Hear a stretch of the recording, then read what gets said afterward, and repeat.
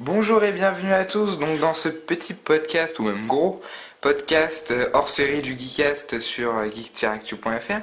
Aujourd'hui on va faire un podcast spécialisé sur la carte mère. Alors j'ai demandé sur Twitter, on m'a dit que ça intéressait les gens, donc j'ai décidé de le faire. Alors là devant les yeux j'ai une carte mère, on va dire milieu de gamme. C'est une carte mère Asus qui est une très bonne marque. Donc aussi oui, dans ce podcast je vais essayer de vous expliquer comment bien choisir une carte mère, surtout en fonction de son usage. Alors là, comme je vous l'ai dit, j'ai une carte mère Asus, carte mère aussi appelée mainboard ou motherboard. Et donc, il y a plusieurs tailles. Alors, en fonction du boîtier dans lequel vous la mettez, donc il y a des boîtiers qui sont plus petits que d'autres, ou donc il faut une carte mère plus petite. Et en général, on choisit plutôt le boîtier en fonction de sa carte mère, pas du tout l'inverse, parce que plus la carte mère est petite, en général, moins elle est performante. On va dire que pour l'instant, actuellement, les tailles les plus utilisées sont UATX ou plutôt micro ATX. C'est cette taille-là. Hein. Il y en a des plus grandes qui étaient surtout beaucoup utilisées sur les anciens ordinateurs d'il y a quelques années. Bon, maintenant, c'est surtout cette taille-là que vous trouverez dans le commerce. Vous trouverez peut-être un peu plus petit, aussi un peu plus grand, mais c'est surtout cette taille-là. Donc, on va commencer par le socket. Alors le socket, c'est le support du processeur, l'endroit où vous mettez le processeur. Alors sur celle-là, c'est ici le socket. C'est cette petite partie métallique quand on appuie ici, hop, on l'ouvre. Donc ça, c'est un socket qu'on appelle LGA 775. Donc il est fait pour les processeurs Intel déjà, Intel obligatoirement, parce qu'on ne peut pas utiliser un socket fait pour les Intel avec des processeurs AMD. Hein. Bien sûr que non. Donc, là, par exemple, j'ai un petit Celeron Dual Core sous les yeux. Ok. Donc, par exemple, ici, il y a un détrompeur pour bien le mettre dans le bon sens, sans se planter, sans l'abîmer. Ok. Donc, je vous disais là, c'est une référence de socket. Donc, le LGA 775, vous pouvez mettre des Celeron Duo, des Dual Core, des corps de duo et des corps de quad. Attention, les i7, i3, i5 ne sont pas prises en compte par cette technologie. C'est une technologie qui est assez milieu de gamme puisque ce sont des processeurs qui tournent entre 50 € pour les plus basiques jusqu'à 150 € on va dire sur le 775. Donc voilà, il faut faire très attention, c'est pour ça que je l'ai mis sur un Kleenex. Voilà. Alors, les processeurs, les sockets Intel, donc par exemple le 775, alors pas trop pour les AMD, mais ils sont dotés ils doivent être alimentés en plus. C'est-à-dire que vous alimentez la carte mère ici, mais il faut aussi l'alimenter ici, uniquement pour le processeur. Donc pour le processeur, on met un ventirad par-dessus. Alors là, j'en ai un avec. Ça c'est vendu avec le processeur. Le processeur est dans une version avec le ventirad. Donc c'est un ventilateur spécial pour le processeur que vous posez dessus et qui se branche ici. Donc là, je ne vais pas le visser ni le brancher. C'est juste pour vous montrer. Donc ça, c'est pas vendu avec la carte mère. En moment, je vais vous parler des différents chipsets. Les chipsets sont les éléments qui permettent de faire fonctionner par exemple le son, le réseau ou le graphisme.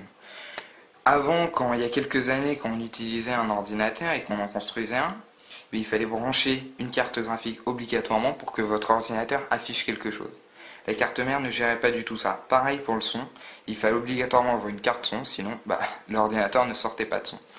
Alors que maintenant, comme c'est plus évolué, les cartes mères ont d'origine par défaut des chipsets graphiques. On va commencer par les graphiques, qui sont alors là, sur celle-là, c'est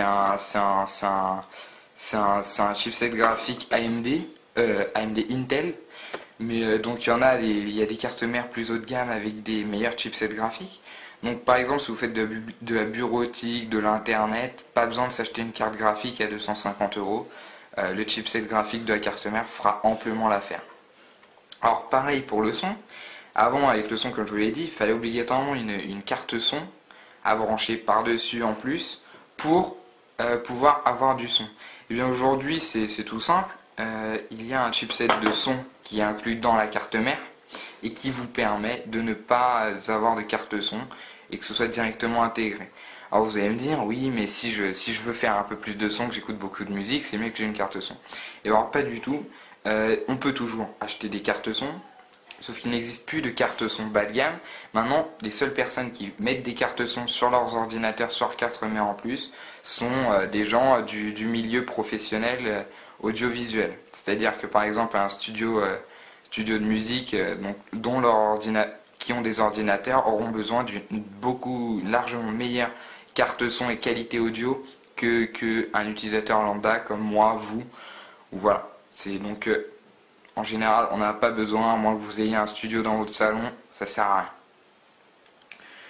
Donc après, au niveau des connexions, alors ça c'est ce qui apparaît derrière votre ordinateur. Donc là vous avez les différentes sorties audio. Donc entrée ligne, entrée microphone, et là c'est prise casque. Ici vous avez 4 ports USB, donc que vous pouvez étendre avec des prises ici pour rajouter des prises USB si on en a besoin de plus, parce que 4 c'est quand même assez limité on va dire. Dans les cartes mères récentes, il y a des ports USB qui incluent l'USB 3. Donc l'USB 2 c'est la version que tout le monde a sur les ordinateurs portables ou fixes actuellement. Et la 3 est en train de débarquer et offre des débits largement supérieurs.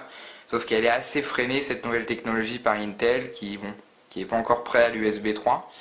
Donc par exemple, ce qui se passe, c'est que par exemple dans certaines cartes mères Asus, donc là je vais citer une carte mère Asus qui coûte dans les 100 euros, 100 euros, ouais, je sais pas comment on dit. En fait vous avez deux ports USB 3 et le reste est en USB 2. Donc là par exemple ici c'est USB 2 2.0 uniquement. Ensuite vous avez le port Ethernet RJ45, bon, puisqu'il y a le chipset réseau intégré dedans. Donc voilà, aucun problème, pas besoin de carte réseau, sauf si vous voulez faire par exemple du Wake Online qui vous permet d'allumer et d'éteindre votre ordinateur à distance. Bon, une carte réseau, à moins que votre ordinateur vous a servi en serveur, une carte réseau n'est pas indispensable. Ou sinon si vous voulez le faire Wi-Fi. Mais bon, en général, c'est pas très très important. Prise VGA classique. Si vous avez une carte mère de meilleure gamme, vous aurez peut-être un port HDMI. Voilà, très bon.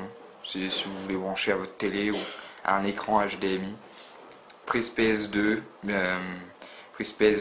clavier souris. Même si maintenant beaucoup de claviers de souris se branchent en USB, même sur les hauts de gamme, ça reste toujours. Ensuite, il y a les slots de mémoire. Alors ici, c'est une carte mère qui gère la mémoire en DDR2. Maintenant, par exemple, sur les sockets 1156, je crois, elle gère 1156 qui gère le i7, i5, i3. Vous avez surtout du DDR3. Alors DDR3, on se dit, ouais, si je prends une carte mère à 100 euros, DDR3, les barrettes de mémoire vive vont me coûter beaucoup plus cher. Il faut vous dire que pour le DDR3, on va dire, je vais prendre sur un exemple sur le magasin, je crois Surcouf vers Doménil. Paris Doménil, vous aurez des barrettes de mémoire à 15 euros 1 giga et 30 euros 2 gigas dans la même barrette, ce qui est pas très très cher, enfin pas plus cher que une barrette de DDR2. Donc sur cette carte mère, c'est de la DDR2, hein, tout simplement. Voilà, là il y a que deux slots. Sur les meilleures cartes mères, il y en a 4. Cette carte mère peut recevoir jusqu'à 8 Go de RAM. Sur les bonnes cartes mères, ça peut monter jusqu'à 16. Sur les cartes mères qui sont utilisées sur les gros ordinateurs et aussi les serveurs, on peut monter beaucoup plus. Alors là, le petit truc bleu là, c'est un port d'extension PCI Express qui vous permet de brancher votre carte graphique. Alors là pareil, c'est carte graphique uniquement et ça sert uniquement à quelque chose si vous voulez décoder de la vidéo en 1080, si vous voulez faire du jeu vidéo. On va dire que pour des petits jeux genre Counter Strike, les chipsets de la carte mère suffisent largement. Mais après, quand même, on se sert beaucoup des cartes graphiques. Donc là après, choisir une carte graphique, peut-être que ça fera l'objet d'un prochain podcast. Bon, il y a différentes gammes de prix. Ça, donc voilà, j'ai dit en PCI Express. En dessous, il y a la pile de l'horloge, ce qu'on appelle. Si vous avez des problèmes avec votre ordi, que vous tombez sur des forums qui vous disent d'enlever et de remettre la pile de l'horloge, en fait, c'est tout simplement elle porte ce nom-là, puisque c'est grâce à elle que l'horloge interne est toujours réglée, même si elle est hors tension. C'est-à-dire que là, même si rien n'est branché autour de ma carte mère sait quelle heure il est. Si on la retire, je vais pas le faire parce que ça va faire le bazar, mais si on la retire, bah, ça va remettre l'horloge à zéro, et ce qui permet on va dire, de résoudre quelques problèmes lorsqu'on a des problèmes avec son système d'exploitation. Bon, sur PC surtout, moins sur Linux. Voilà.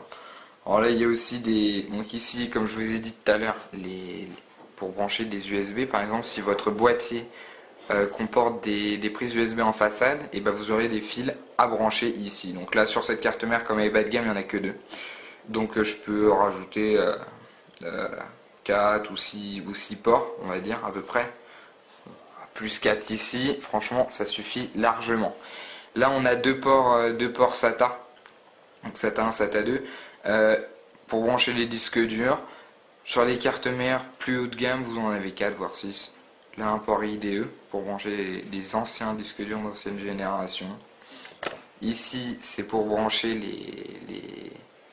pour brancher des prises audio comme ça, mais en façade de votre boîtier. C'est-à-dire que vous avez des prises casques en façade de votre boîtier, là ça se branche ici, alors sur cette carte mère.